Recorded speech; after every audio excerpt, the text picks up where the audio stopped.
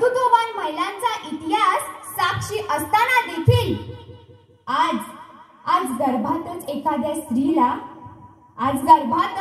स्त्रीला मारलं जातंय। जर हे थांबवायचं असेल, देशाची शान आपल्याला वाचवायची असेल, तर स्त्रीचा सन्मान महत्त्वाचा आहे।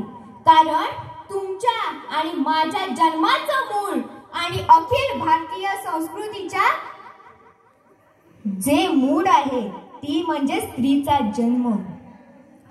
जिथे स्त्रीचा सन्मान होतो, जिथे स्त्रीची पूजा होते, तिथे म्हणतात की साक्षात लक्ष्मी देवीचा, सरस्वती मातेचा वास असतो।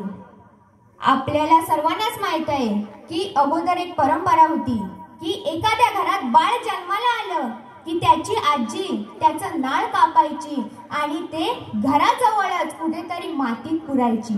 त्याच वेळी त्या बाळाचं मातीशी असलेलं नातं घट्ट व्हायचं।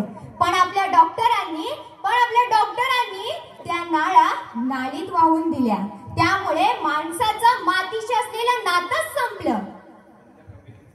जर स्त्रियांना वाचवायचं असेल, एखाद्या मुलीला वाचवायचं असेल, तर गर्भलिंग तपासणी करणाऱ्या डॉक्टरांचा बंदोबस्त कायद्याने अंमलबजावणी करून करण्याची जबाबदारी ही तुमची आणि माझी सुद्धा आहे आणि हे संपूर्ण भारतीयांचं कर्तव्य आहे।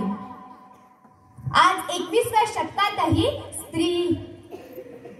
स्त्रीला कमी समजलं जातंय। मुलगा म्हणजे वंशाचा दिवा। पण असं असलं तरी मी एक बाप पाहिलाय।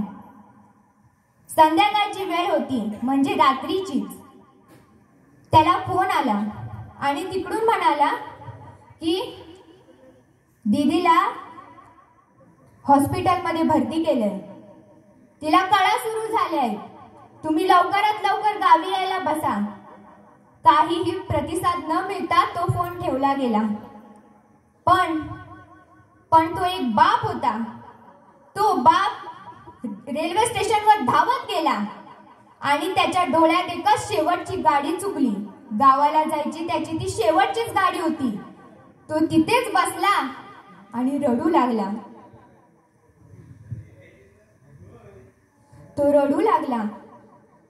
त्याने विचार केला, आता घरी नाही जायचं, इथेच ही रात्र काढायची, आणि तो रेल्वे स्टेशनवर बसून रडत होता। त्याला थोड्या वेळानंतर फोन आला, भाऊजी तुम्हाला मुलगी झाली।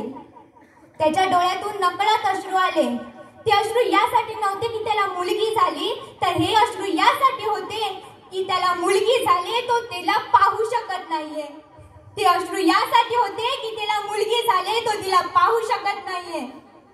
मी एक बाप असा पाहिलाय ज्यानं बाहेरून दिलेल्या 12वीच्या परीक्षेत पहिला निबंध लिहिलाय, सूर्य उगवला मुलगी झाली, सूर्य उगवला मुलगी झाली।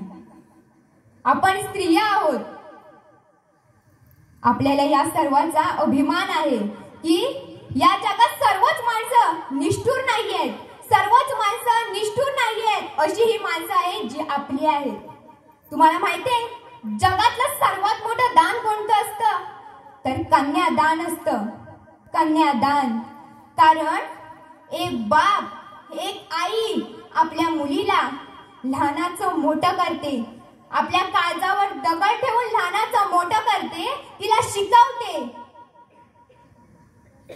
आणि जेव्हा तिच्या कन्यादानाची वेळ असते तेव्हा काळजावर दगड ठेवून त्या मुलीला दुसऱ्याच्या ताब्यात दिलं जातं। तो वाढवतो, बाप वाढवतो तिला। या समाजात ज्यांच्या तिच्यावर नजरा पडतील त्यांच्यापासून तिला वाचवून ठेवतो, तिला उच्च शिक्षण देतो, तिला चांगल्या हुद्द्यावर नेऊन पोहोचवतो, तो बाप असतो, बाप।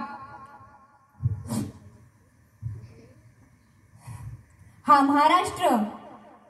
महाराष्ट्र शाहू फुले आंबेडकरांचा महाराष्ट्र, हा संतांचा महाराष्ट्र, छत्रपती शिवाजी महाराजांचा महाराष्ट्र आहे।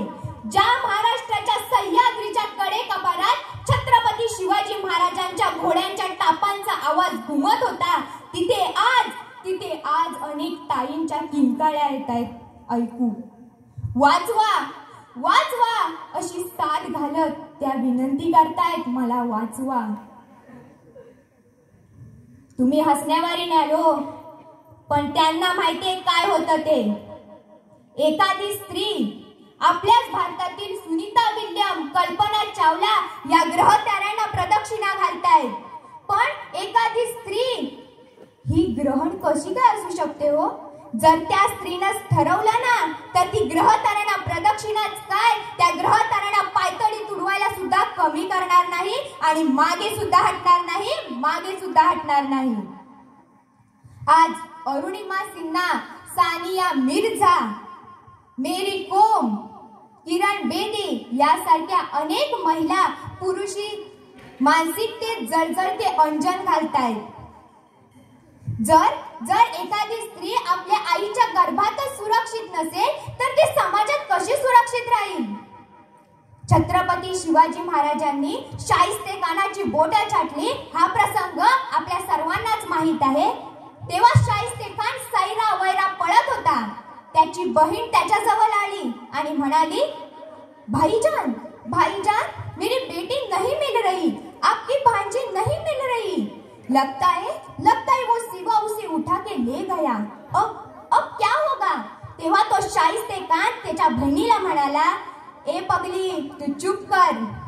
सिवा किसी की उंगलियां छाट सकता है, सिवा किसी की गर्दन छाट सकता है, लेकिन किसी औरत पर बुरी नजर कभी नहीं डाल सकता, किसी औरत पर बुरी नजर कभी नहीं डाल सकता. और सवाल रहा उसके साथियों का, वो उस सिवा को भगवान मानते हैं, वो उसके भगवान का हुसूल कभी नहीं तोड़ेंगे, कभी नहीं तोड़ेंगे.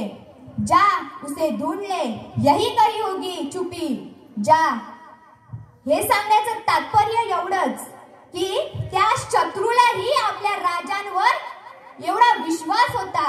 आज अनेक जण कपाळाला चंद्रकोर लावतात, गळ्यात राजमुद्रा घालतात, हातावर छत्रपती शिवाजी महाराजांच्या नावाचा, छत्रपती शिवाजी महाराजांच्या फोटोचा टॅटू काढतात. पण महाराजांमधला जर हा एक जड गुण तुम्ही घेतला असता ना तर आसिफा, निर्भया, पायल या निष्पाप जीवांचे हत्याकांड घडलेच नसते. अहो, मणिपूर, कलकत्ता, बदलापूर या घटना कधी घडल्याच नसत्या. जर ही परिस्थिती अशीच चालू राहिली ना तर आम्ही या सर्व भारतीय सबला